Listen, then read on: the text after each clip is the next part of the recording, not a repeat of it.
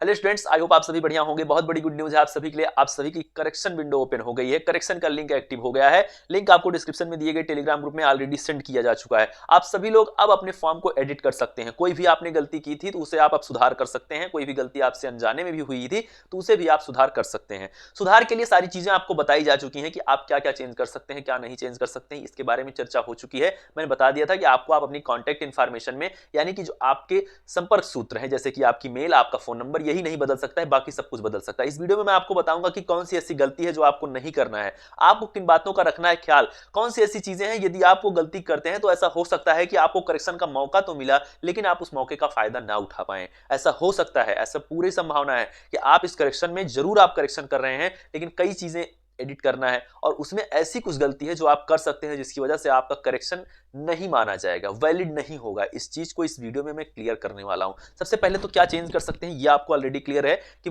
आप अपने contact information में सिर्फ अपने फोन नंबर और अपने ईमेल एड्रेस, इन दो चीजों को आप नहीं बदल सकते हैं। उसके अलावा आप सब कुछ एडिट कर सकते हैं।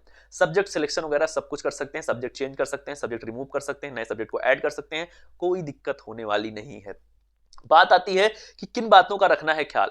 जब आप एक करेक्शन अब कर रहे हैं तो आपको किन बातों का ख्याल रखना है। देखिए, करेक्शन स्टार्ट हो चुका है, आराम से करिए। आज करेक्शन होगा, कल भी होगा, परसों भी होगा, 26, 27, 28, 3 दिन तक आपकी ये करेक्शन विंडो ओपन रहने वाली है। इसके लिए परेशान होने की आवश्यकता नहीं।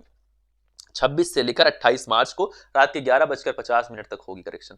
अब यहां पर समझना है कि क्या गलती आप कर सकते हैं। सबसे पहली जो गलती है जो आप कर सकते हैं वो ये है कि जब आप कोई भी सब्जेक्ट है, जब आप उसे ऐड कर रहे हैं, आप नए सब्जेक्ट को ऐड कर रहे हैं अपने एप्लीकेशन फॉर्म में, उस समय आपको इस चीज का ख्याल रखना है कि आपको पेमेंट जरूर करना है यदि आप एक्स्ट्रा सब्जेक्ट ऐड कर रहे हैं। देखिए, सब्जेक्ट क्या है कि सब्जेक्ट एक लिमिटेशन है कि इतने सब्जेक्ट आप भरते हैं तब आपकी पेमेंट फिक्स है।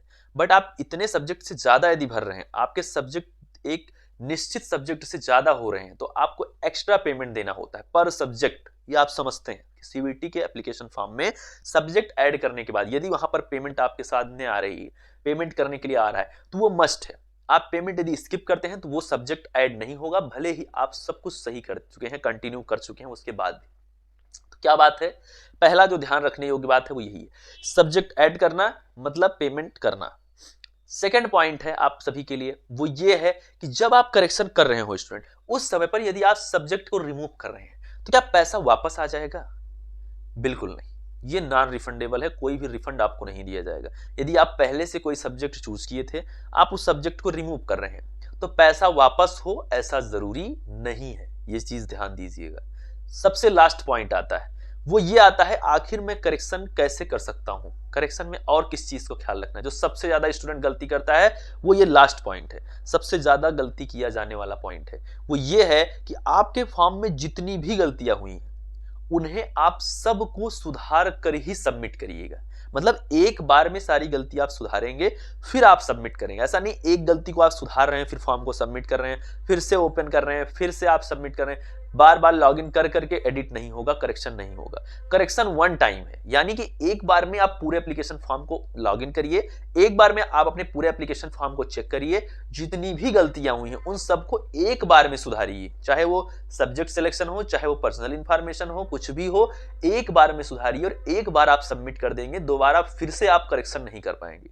ये सबसे बड़ा पॉइंट है। स्टूडेंट लगातार ये गलती करता है। जैसे मान लीजिए कि 2-3 गलतियां हैं तो सोचता है एक गलती पहले सुधार लेता हूं, उसको करेक्शन डाल देता हूं, उसको सबमिट कर देता हूं, फिर वो सही हो जाएगी, फिर दोबारा फिर 10 मिनट बाद फिर कर लूंगा।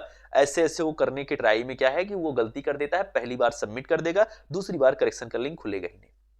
तो ये चीज आप ख्याल रखिए, करेक्शन को वन टाइम करिए। बहुत ही इजी प्रोसेस है, बस एप्लीकेशन फॉर्म जैसे आपने फिल किया था वैसे ही आप खोलिए और एक एक चीज को एडिट कर दीजिए। करेक्शन स्टार्ट हो चुका है। आप सभी लोग इस चैनल को सब्सक्राइब करके जुड़ जाइए, क्योंकि यहाँ पर मिलती है आपको सभी लेटेस्ट अपडेट जो आपको पहुंचाएगी आपकी ड्रीम यूनिवर्सिटी, ड्रीम कॉलेज तक। मिलते हैं नेक्स्ट वीडियो में। Thank you, love you all, नमस्कार।